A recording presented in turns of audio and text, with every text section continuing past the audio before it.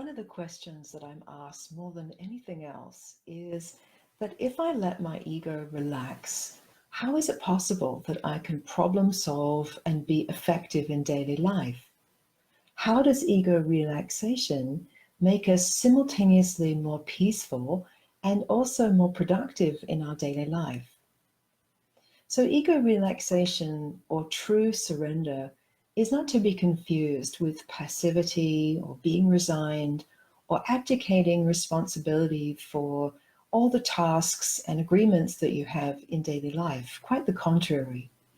It's really just an invitation for the small sense of self, the familiar me, that really, when we look at that me, is actually a network of adaptive mechanisms, defenses, strategies of control, and stress patterns that were laid down between the ages of birth and 5, that were essentially the workarounds that helped us to survive our sense of separation. And those patterns in all of us developed into our personality structure and our automatic thought patterns and ways of trying to tackle issues in our daily life.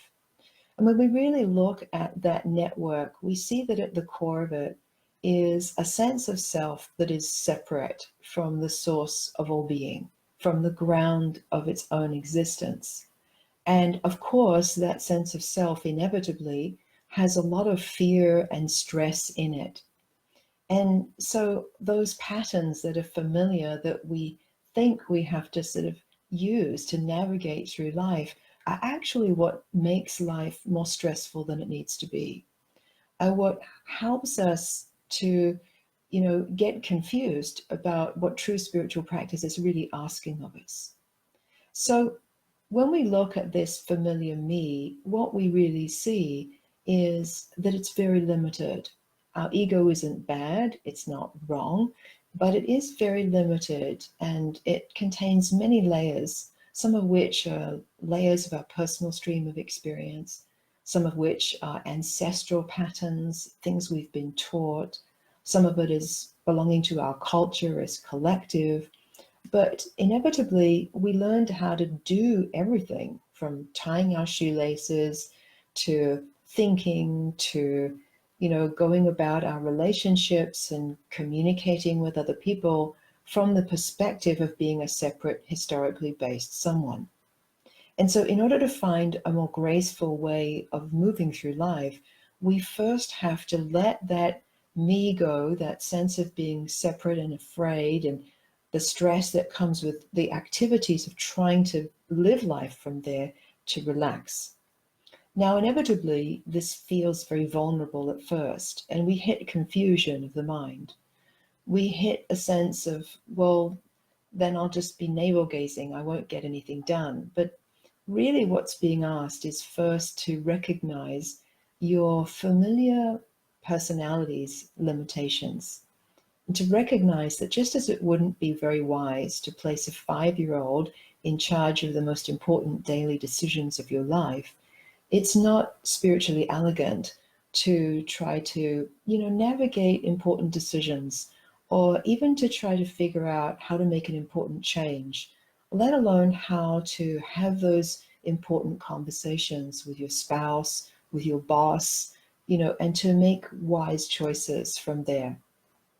So ego relaxation first asks us to recognize our own limitations, not with judgment, but with just plain acceptance and compassion. And then just to take some breaths, as if remembering that that sense of self isn't the doer, isn't the one who can figure it out, isn't the one who can actually get enlightened, isn't the one who's now supposed to do it spiritually. It's a little bit like, when we let a boisterous pet calm down on our lap, when we just stroke it and we're kind to it. It relaxes, it settles down. We firstly need to let our frantic ego activity that is always trying to figure out, how do I fix it? How do I do it? How do I navigate this situation? To remember that its job is actually to relax, so that the deeper wisdom that is always there, the clarity of our true nature, the insight that we need to find the way forward in our practical life situations to bubble up.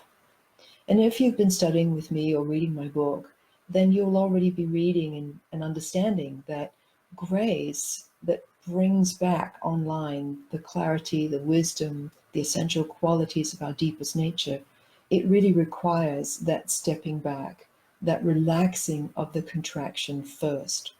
So inevitably that feels like a big risk. It feels like you won't get anything done. So, my friends, we just have to learn how to relax and tolerate that as a feeling, but not be obedient to that as a truth. Just understand that that is our ego just confused and needing to just settle down. So, we relate to it like a boisterous pet, just letting it be, returning to the 0 point of ego relaxation that just invites you to be nothing and do nothing, get nothing, become nothing, seek for nothing, relinquish nothing. Just be here as you are for a moment, recognizing that all of this stress and worry and concern is actually happening within God.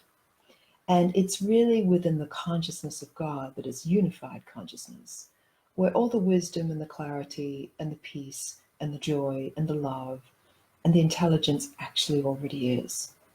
And so as you just settle for a moment, then it's possible to just rest in the open space, to allow a reset to happen, to return to your primordial condition. And we can ask questions that are very practical, like what's needed now? What's the most intelligent next step? What's the action that best serves? What are the words that truly help us to find the way forward peacefully in this relationship? And again, it's not our ego's job to figure out the answers to those questions, but just to rest in that spaciousness and allow them to emerge. And so much of how we find a more graceful way of being is firstly taking that risk to let go of trying to have our ego figure it out. That is really the single greatest block to grace in all of its dimensions, is ego trying, ego efforting, a separate me trying to get grace, a separate me trying to make the right decision, a separate me trying to figure it out. We have to accept the fact that our ego is really just like a child. It's very limited. It only knows how to regurgitate past defenses and adaptive mechanisms onto the present moment, and with a lot of stress. And that's what makes all of our actions in life less than graceful. So I invite you just to take that risk to cease and desist trying to figure it all out from your mind. And instead, as Ramana Maharshi said, to let the thinking, doing mind that thinks I am separate to subside into the heart. I don't just mean the emotional heart, I mean the heart of our being, the heart where you and I and everything and everyone are being pulsed by the one heart, that one luminosity where all that we truly need is abundantly available. So this might sound mystical, but it's really practical. And I invite you to actually practice it next time you catch yourself in the act of some kind of stress pattern. Whether that tends for you to happen during doing too many emails, whether that happens in the midst of a conversation, or whether you're in the kitchen packing your kids' lunch and that you're multitasking, just catch yourself in the act of contracting into some stress pattern and see if just for a moment you can come back to remembering you don't have to fix it, you don't have to do it, you don't have to figure it out. You're simply asked to be here as you are and let all that's going on, all your thoughts about what's going on, all of the internal pressure you might have, just to rest in the deeper ground of grace, to rest in God. And there, once you've relaxed some, ask the question, what's needed now. And notice yourself just being moved back into ordinary activity. You often don't hear an answer, but often you just find there's a naturalness of, yeah, just doing this, or the clarity arrives about what the priority truly is, what's truly important, what's not, what really needs your attention, and what can wait till tomorrow. And this is very beautiful, very simple, and paradoxically really practical. This is how we get out of our own way. We yield to something deeper than our mind. Ramana Maharshi also said something that I love. He said, when your real, joyful nature is realized, it will not be inconsistent with the ordinary activities of life. So we can attain this more graceful way of being if we dare to practice it in the midst of those patterns of contraction. And as we do, you may notice the truth of this beautiful saying by a haiku poet, Basho, who said, sitting quietly, doing nothing, spring comes and the grass grows by itself. Your true nature knows exactly how to unfold its being into doing. And this can be as effortless and as natural as walking down a path in the springtime.